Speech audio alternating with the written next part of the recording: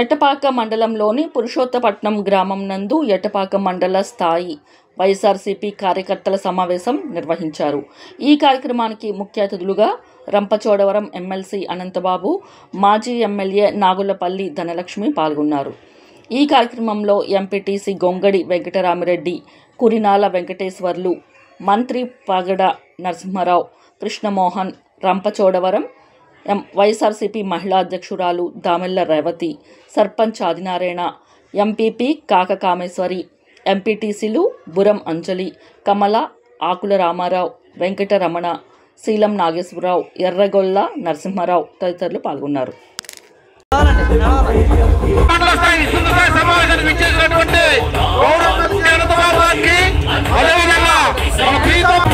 ధనలక్ష్మి గారికి స్వాగతం, సుస్వాగతం. మనందరి యొక్క గుండె చూపుడైనటువంటి గౌరవనీయులు ఎమ్మెల్సీ అనంతబాబు గారికి, అదేవిధంగా నాగులపల్లి ధనలక్ష్మి గారికి స్వాగతం, సుస్వాగతం. మరింతలందరూ కూడా దయచేసి వేదిక మీదకి రావాల్సిందిగా కోరుతా ఉన్నాం. ఎట్టపాక మండల ప్రజాప్రతినిధులు గౌరవ జెడ్పీటీసీ గారు, అదేవిధంగా గౌరవ మీరు కొంతమంది ఇక్కడ ప్లేస్ ఉంది కాబట్టి సర్పంచ్ ఎంపీటీసీ పిలిచాం. దయచేసి అనిత భావించొద్దని మనం చేసుకుంటా ఉన్నా. దయచేసి సర్పంచులు ఎంపీటీసీలు అందరూ వేదికకు వచ్చండి. సర్పంచులు ఎంపీటీసీలు,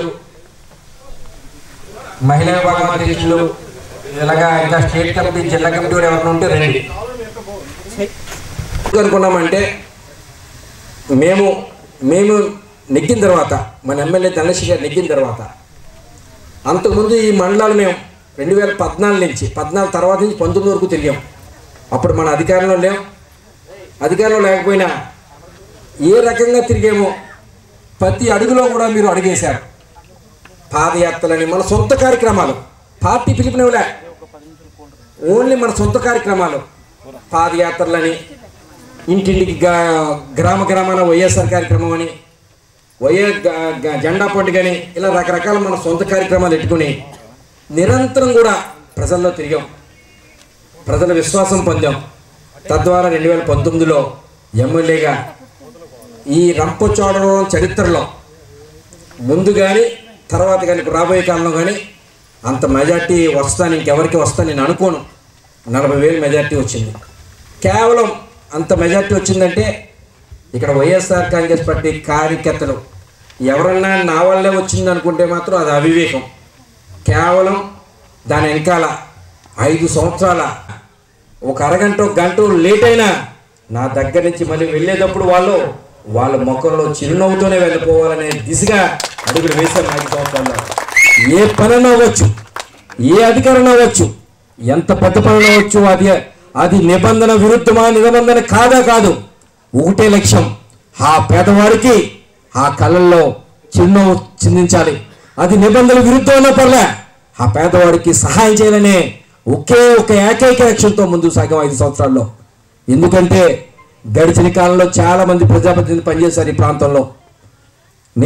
మేమైతే గొప్పవని మేము చెప్పం, కానీ ఉన్నంతలో ప్రతి పేదవాడికి కూడా ఒక భరోసా ఇచ్చాం. ప్రతి పేదవాడికి కూడా ఎవరన్నా కూడా ఈ 30 మండలాలే కాదు, 11 మండలాల్లో కూడా వైఎస్ఆర్ కాంగ్రెస్ పార్టీ కార్యకర్త దగ్గర పోతే వాళ్ళు అనంతబాబు దగ్గరికి, ధనలక్ష్మి గారి దగ్గరికి తీసుకుని పోతారు. మన పని పూర్తవుతుందని ఒక భరోసా ఇవ్వగలం ప్రతి ప్రజలకి కూడా. 5 సంవత్సరాలు పనిచేశాం. జగన్మోహన్ రెడ్డి గారు కూడా ఎన్నో సంక్షేమ పథకాలు అమలు చేశారు. పార్టీలకు అతీతంగా, కులాలకు అతీతంగా అమలు చేసిన సందర్భం మీ అందరికీ గుర్తున్న విషయమే. కానీ ఎన్నికలు వచ్చేటప్పటికి ఏమి తేడా వచ్చిందో, ప్రజలు ఏమనుకున్నారో మనకు తెలియదు. కానీ అల్టిమేట్గా ఈ రాష్ట్రంలో మన పార్టీ అధికారంలో రాలేదు, జగన్మోహన్ రెడ్డి గారు ముఖ్యమంత్రి కాలేదు, మన ధనలక్ష్మి గారు కూడా ఓటమి పాలైన పరిస్థితి సహజంగా. ఎందుకంటే చాలా విపరీతమైన గాలి. మొన్న 2024 ఎన్నికల్లో అయితే తెలుగుదేశానికి 3 పార్టీలు, తెలుగుదేశం, బీజేపీ, జనసేన 3 పార్టీలు పనిచేస్తే విపరీతమైన గాలిలో మొత్తమే చాలా సీట్లు పోని, మనం చెప్పాలంటే చాలా అతి తక్కువ మెజార్టీతో, సుమారుగా 9,000 మెజార్టీతో మనం ఓడిపోయిన పరిస్థితి. సుమారుగా మనకు ఆనుకున్న నియోజకవర్గాలన్నీ కూడా ఏదైనా కూడా 20,000 పైన మెజార్టీలు. మనకు కూడా సుమారుగా 2019లో మనకి 98,000 వచ్చింది మనకి పడ్డాయి ఓట్లు. టోటల్ పోలైన ఓట్లో 98,000 మనకు పడ్డాయి. అంటే ఆ రోజు 2,02,000 పోలైతే 98,000 మనం పడితే 40,000 మెజార్టీ వచ్చింది 2019లో. 2024లో పోలైన ఓట్లు 2,17,000 అయితే మనకు పడ్డ ఓట్లు 89,000 పడ్డాయి. మనకి 10,000 ఓట్లు తేడాతో మనం ఓడిపోయిన 9,000 ఓట్లు సుమారుగా ఓడిపోయిన పరిస్థితి. ఎందుకంటే ఈ ఓటమికి ఓడిపోయిన తర్వాత మన అన్వేషణ చేస్తే, ఆలోచన చేస్తే ఎన్నో కారణాలు ఉంటాయి, రకరకాల కారణాలు. ఎవరు తోచిన కారణాలు వాళ్ళకి వస్తాయి, ఎవరు తోచిన ఆలోచన వాళ్ళకి వస్తాయి. కానీ నా అభిప్రాయం వరకు మొన్న జరిగిన ఎన్నికల్లో ఓటమి గురించి మనం విశ్లేషణ చేసుకోవాల్సిన అవసరం లే. ఎందుకంటే రకరకాలు అనుకుంటా ఉన్నారు, నిజమో వాస్తవమో తెలియదు. ఈవీఎంలు అంటారు, ఇంకోటి అంటారు. భగవంతుడి ఎరిక. ఎందుకంటే మనం ఓడిపోతామని ఎవరు ఊహించలే. సహజంగా మనం అధికారంలో ఉన్న పదవులు ఉన్నాం, మనకేమైనా అతి విశ్వాసం అయిందేమో, లేదా మనకి కళ్ళు నెత్తి మీద పోనీయేమో అనుకుందాం మనం. మాకు పోతే పోండొచ్చు. మీ అందరూ కూడా ఎక్కడ అనిపించలేదు, మీరు ఎవరు కూడా అనలే.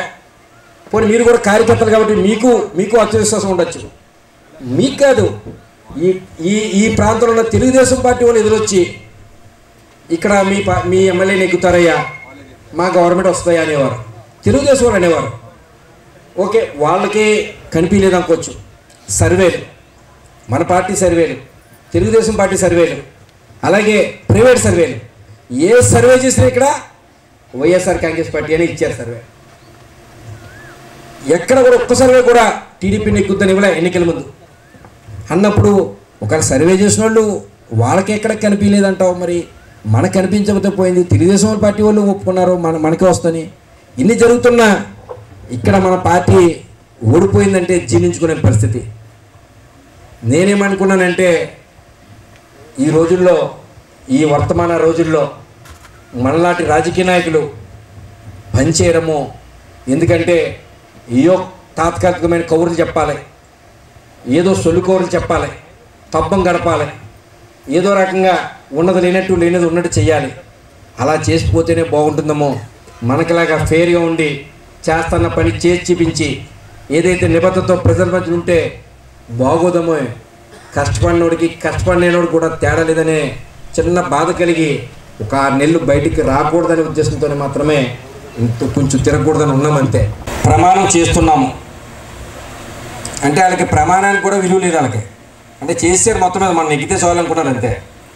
2024లో టీడీపీ జనసేన సంయుక్తంగా పార్టీ అధికారంలోకి వచ్చాక మేమిద్దరం కూడా భవిష్యత్ గ్యారంటీలోని వాగ్దానాలన్నీ అమలు చేయడంతో పాటు మన రాష్ట్ర అభివృద్ధి, పురోగతి, సమన్వయంతో పరస్పర సహాయ సహకారంతో సమిష్టిగా కృషి చేస్తామని ప్రతిజ్ఞ చేస్తున్నాము అని చంద్రబాబు నాయుడు, ఇక్కడ పవన్ కళ్యాణ్ సంతకం ప్లస్ స్థానికంగా ఇక్కడ ఆ టీడీపీ కార్యకర్త సంతకం. అంటే ఎందుకంటే ఎంత తెలివైనడు ఉన్నాడు చంద్రబాబు నాయుడు. గ్రామాల్లో మనకి ఎలాగుంటుందంటే చంద్రబాబు నాయుడు పవన్ కళ్యాణ్ మాట నమ్మకపోయినా ఆ గ్రామంలో ఉన్న మన ఆ పార్టీ నాయకుడి మాట నమ్ముతాం కొంతమంది.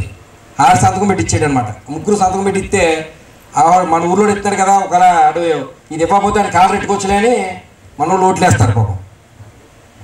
ఇలాగే పెట్టాడు. అలా పెట్టిన తర్వాత దానికి ఇంకో అడుగు ముందుకి చంద్రబాబు నాయుడు సొంతంగా ఇచ్చాడు. మళ్ళీ ఇలా ఇదొకటి చంద్రబాబు నాయుడు ప్రత్యేకంగా వాళ్ళిద్దరు కలిసిన బాండ్ ఒకటి, ఈ బాండ్ ఒకటి ఇచ్చి మళ్ళీ ఏం చేశారంటే వాళ్ళకి ఏ పథకం వీళ్ళు అమలు చేస్తున్న పథకాలు ఒక్కో ఇంటికి ఎంత వస్తాయి, వాళ్ళకి ఇది రావడం వల్ల ఆ ఒక్కో కుటుంబానికి మీ ఇంట్లో ఎంతమంది ఉన్నారు అని అడిగేవారు. అంటే మేము ఇద్దరు ఆడపిల్లలు అండి, 3 మగవాళ్ళు అండి. ఇక్కడ అనంతబాబుని ఏదో రకంగా పొడి చంపేస్తే ఇక్కడ వైఎస్ఆర్ కాంగ్రెస్ చచ్చిపోతాను. అనంతబాబు కాకపోతే ఇంకోటి వస్తాడు. ఎప్పుడు పార్టీ ఎప్పుడు ఒకళ్ళ తర్వాత ఒకళ్ళు అలా వస్తూనే ఉంటారు. వాళ్ళేదో వాళ్ళ ఆశ, అందుకని నా మీద గణలకు గురి పెడతారు. ఏం జరిగినా అన్నీ నాకు ఆపాదిస్తారు. ఏం జరిగినా ఒక సారావాడిని స్టేషన్ తీసుకొస్తే బాబుకి సారావాళ్ళతో సంబంధం ఉంది. ఎవడో ఒకడో ఏదో ప్యాకెట్లు దొరికితే ఆడిని తీసుకొస్తే బాబు ప్యాకెట్లో సంబంధం ఉంది. అలాగే ఎంత దౌర్భాగ్యం అంటే ఇదే పంచాయతీలో చాలామంది పేదలు చిన్న ఆలోచన, కట్టుకోండి నేనున్నాను, ఎవరు వచ్చినా నేను ఉంటాను, నేను వస్తాను, ఎవరి మీద ఆప్ చేస్తారో చూస్తానన్నాను. సుమారుగా 2 సంవత్సరాలు అందరు అధికారులతో అందరితో కొట్లాడి తెలంగాణ మంత్రిని మన మంత్రిని కూర్చోబెట్టి, ఇరు రాష్ట్రాల మంత్రిని కూర్చోబెట్టి మాట్లాడించా. విజయవాడలో ఇరు రాష్ట్రాల కలెక్టర్తో కూర్చోబెట్టి మాట్లాడించా. ఇరు రాష్ట్రాల దేవాదాయ శాఖ అధికారులు కూర్చోబెట్టి మాట్లాడించా. ఇంత ఎక్సర్సైజ్ ఎవడో చేయడు. ఏదైనా పని చెప్తే ఒకసారి చెప్పేసి ఊరుకుంటారు. అనంతబాబు అలా చేయరు. ఏదో రకంగా ఈ 5 సంవత్సరాలకు ఈ పదవీ కాలం అయ్యే లోపల వాళ్ళకి ఇల్లు కట్టించి తీర్తాను అనుకున్నాను. కంచి తీరని కూడా మీ అందరికీ మనం చూస్తూ ఉన్నా. దానికి నాకు ఇచ్చిన కొంతమంది, ఇక్కడ నేను ఒక 100 ఎకరాలు ఆక్రమించానంటండి. దేవాదాయం ఇల్లు కట్టుకున్నానంట. అంటే 100 మందికి ఇల్లు కట్టించడం 100 ఎకరాలు ఆక్రమించినట్టు అనంతబాబు. అంటే ఏం చేస్తే అది నేను మీకు చెప్పుకోని అవసరం లే. బయట చూసేవాడికి ఎలాగుంటుంది, ఆ పేపర్లోనూ టీవీలో వస్తుంది. ఎవడో బయట అనుకుంటే నిజమమ్మ అనంతబాబు 100 ఎకరాలు ఆక్రమించి అక్కడ ఎకరాలు ఏమైనా దోసేయడం అనుకుంటారు. అంటే ఒక పేదవాడికి 100 కుటుంబాలని రోడ్డు మీద ఉంటే వాళ్ళకి నీడని కల్పించడం అంటే అది కూడా నా మీద ఆపాదించే పరిస్థితి, దౌర్భాగ్య పరిస్థితులు ఉన్నాయంటే ఆశ్చర్యం వేస్తూ ఉంది, బాధేస్తూ ఉంది. అలాగా ఏం జరిగినా నా మీద ఆపాదించే పరిస్థితి. కానీ ఏమనుకున్నా పర్లే, ఎవడేమనుకుంటే నాకేంటి, నా నియోజకవర్గంలో నేనేంటో నా ప్రజలకి, నా కార్యకర్తలకి, మా నాయకులకి తెలిస్తే చాలు. ఎవరి మాట పట్టించుకోవాల్సిన పని లేదని కూడా మీ అందరికీ మనం చేసుకుంటూ మన ఎంపీడీసీ గారు మాట్లాడుతూ కోరుతా ఉన్నా. ఈ యొక్క కార్యక్రమానికి ముఖ్య అతిథిగా విచ్చేసినటువంటి మన రంపచోడవరం నియోజకవర్గ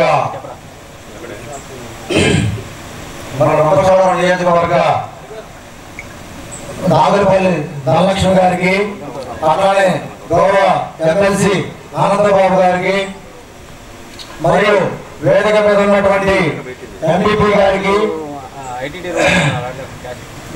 ఎంపీటీసీలకు, సర్పంచులకు, మరియు రాష్ట్ర సంయుక్త కార్యదర్శి మంత్రి ప్రకాశ లక్ష్మణరావు గారికి, అలానే సీనియర్ నాయకులు కృష్ణబాబు గారికి, మరియు వేదిక మీద ఉన్నటువంటి ప్రతి వైఎస్ఆర్సీపీ ప్రజాప్రతినిధికి, ముఖ్య కార్యకర్తలకు, నాయకులకు, మరియు ఇక్కడికి విచ్చేసిన ప్రతి వైఎస్ఆర్సీపీ అభిమానులందరికీ కూడా నా హృదయపూర్వక నమస్కారాలు తెలియజేస్తున్నాను. మరి ఈరోజు బాబు గారు ఒక సంవత్సర కాలంలో చిన్నగంటిపల్లి పంచాయతీలో ఒక గ్రామంలో గంజాయి పండిస్తున్నారు. ఏంటి అని నేను అడుగుతున్నాను. గంజాయి నిర్మూలిస్తున్నా అని మీరు చెప్పే అధికారంలోకి వచ్చి మీరు గంజాయిని ప్రోత్సహిస్తున్నారా బాబు గారు అని మేము ప్రశ్నిస్తున్నాం. మరి ఈ రకంగా అబద్ధపు హామీలు చెప్పి ప్రజలను మోసం చేసి మీరు గెలిచి ఏం చేద్దామనుకుంటున్నారు ఈ రాష్ట్రాన్ని అని మేము అడుగుతున్నాం. రైట్ మీకు ఇచ్చారు. ఎందుకంటే ఆల్రెడీ చెప్పారు, ఎన్నికల హామీలు అమలు చేయకపోతే మమ్మల్ని చొక్కా పట్టుకొని నిలదీయని చెప్పేసి వారే చెప్పారు. కావున 1 ఏడాది కాలం పూర్తయింది. ఎక్కడైనా హామీలు అమలైన దాఖలా ఎక్కడైనా ఉన్నాయా? రైతుకి 20,000 రూపాయల పెట్టుబడి సాయం ఇస్తానన్నారు, ఇచ్చారా? ఇవ్వలేదు. పెట్టుబడి సాయం ఇవ్వకపోగా రైతులకి గిట్టుబాటు ధర లేదు. గిట్టుబాటు ధర ఉందా? అది కూడా లేదు. మరి ప్రకాశం జిల్లా చూసుకున్నట్లయితే మొన్న పొగాకు రైతులు రోడ్లకి ఏ విధంగా ధర్నాలు చేశారో మనందరం కూడా టీవీలో చూడటం జరిగింది. మరి ఈ విధంగా అందా పొందని హామీలు చెప్పేసి 3 నాయకులు కలిసి ప్రజలను మోసం చేసి ఒక్కొక్క ఇంట్లో ఒక్కొక్క ప్రజలకి చంద్రబాబు నాయుడు గారు ఈ రోజు ఎంత బాకీ పడి ఉంటారు. ఈ బాకీ మొత్తం ఎప్పుడు తీరుస్తారని నేను ఈ యొక్క కూటమి ప్రభుత్వాన్ని ప్రశ్నిస్తున్నాను. ఒక్కొక్క ఇంటికి ఎంత భాగ్యపడి ఉంటారు మీరు అడగాలి. ప్రతి ఒక్కరు కూడా సంవత్సర కాలం అవుతుంది, నాకు ఈ హామీలు ఇచ్చారు, సంవత్సరం బట్టి రాలేదు, ఒక్కొక్క ఇంటికి మీరు ఎంత భాగ్యపడ్డారు అని ప్రతి ఒక్క నాయకుడిని నిలదీసి మీరు అడగాలని చెప్పేసి నేను ఈ స్టేజ్ మీద మీ అందరినీ కూడా తెలియజేస్తా ఉన్నాను. అదేవిధంగా చూసుకున్నట్లయితే ఇవాళ మన వైఎస్ జగన్మోహన్ రెడ్డి గారు ప్రజల్లో ఆయనకు ఉన్నటువంటి ఆదరణ చూసి ఈ రోజు ఆయన ఎక్కడికి పోయినా కానీ ఆయన్ని 100 ఆంక్షలతో కనీసం చనిపోయినటువంటి కుటుంబాన్ని ఆదర్శించే వారందరికీ, అలాగే ఈనాటి ఈ మండల ముఖ్య కార్యకర్తల సమావేశానికి హాజరైనటువంటి ప్రతి ఒక్కరికి కూడా పేరు పేరు హృదయపూర్వక నమస్కారం తెలియజేసుకుంటున్నానండి. ఎలక్షన్లు అయ్యి సంవత్సరం దాటిపోయింది. ఇందాక ఎమ్మెల్సీ గారు చెప్పినట్లుగా గెలిచిన తర్వాత ఒక కొద్ది రోజులు దూరంగా ఉండాలనే ఉద్దేశంతో, ఎందుకంటే ఇక్కడ ఈ 4 మండలాల్లోనూ మనం మీటింగ్ పెట్టలేదు, కానీ అక్కడ 7 మండలాలు కూడా మీటింగ్ చెప్పడం అనేది జరిగింది. కొద్ది రోజులు మేము దూరంగా ఉంటామండి అలాగని చెప్పేసి కార్యకర్తలకి నాయకులకి దూరంగా ఉంటామని కాదు, మీ అందరికీ కూడా ఎప్పుడు ఫోన్లో అందుబాటులో ఉంటాము.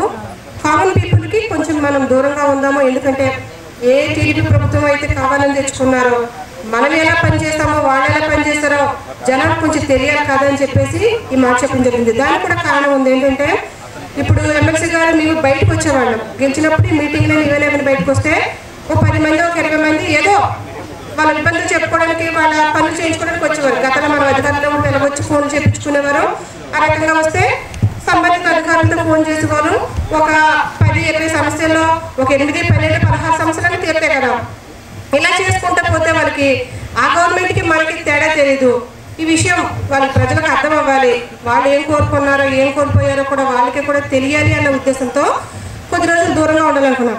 అంతేకాకుండా సహజంగా నేను కూడా మెంటల్గా కొంచెం డిప్రెషన్లో ఉండిపోయాను.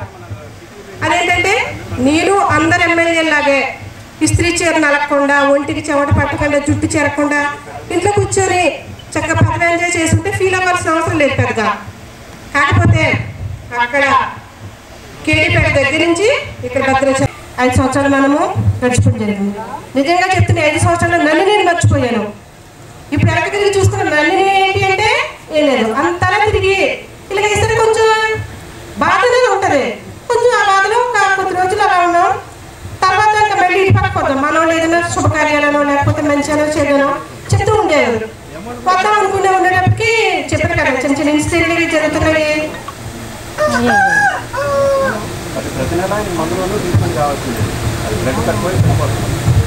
ఇన్సిడెంట్లు జరుగుతున్నాయి కదా అని చెప్పేసి ఇంకా అప్పటి నుంచి అలాగే స్టాప్ చేస్తున్నారు. అప్పటికి ఫస్ట్ మన 1 ఇయర్ బ్యాక్ కూడా మేము భద్రాచలం మీద నుంచే దసరాపేట నుంచి భద్రాచలం కూడా పెళ్లి అటెండ్ అయ్యాం.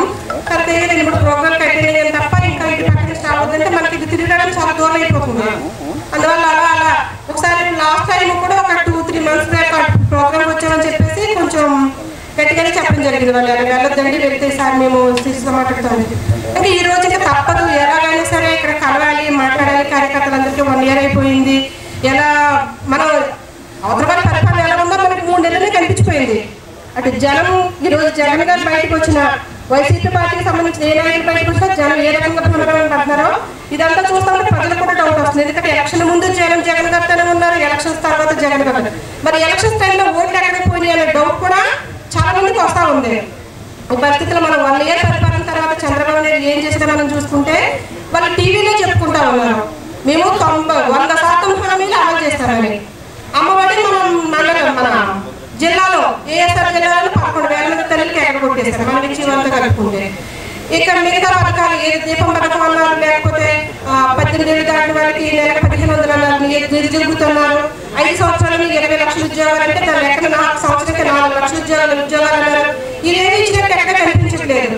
కానీ 100 ఏళ్ళలోనే ఈరోజు మన ముంపు ప్రాంతం ప్రత్యేకమైనటువంటి ఈ ప్రాంతంలో వాంఛితులు పట్టి మునిగిపోయి ఈ ప్రాంతంలో చిన్న వర్షం పడ్డ ప్రాణాలను తెరించి పడవల మీద నాటు పడవల మీద కూడా నేను తిరిగాను. కనీసం ఎక్కడైతే ఎమ్మెల్యే గారు బయట కూడా కనిపించలేదని చెప్పేసి వీళ్ళే చెప్పుకుంటా ఉన్నారు. ఇటువంటి పరిస్థితుల్లో మళ్ళీ ఖచ్చితంగా వైఎస్ఆర్ పార్టీకి మేము ఉన్నాము. ఎట్టి పరిస్థితుల్లో కష్టంలోనూ నష్టంలోనూ సుఖంలోనూ ఖచ్చితంగా ప్రతి ఒక్క కార్యకర్తకి మేము భరోసా ఇస్తూనే ఉన్నాము. ఈ వేదిక ద్వారా నేను చెప్తా ఉన్నాను. ప్రతి ఒక్క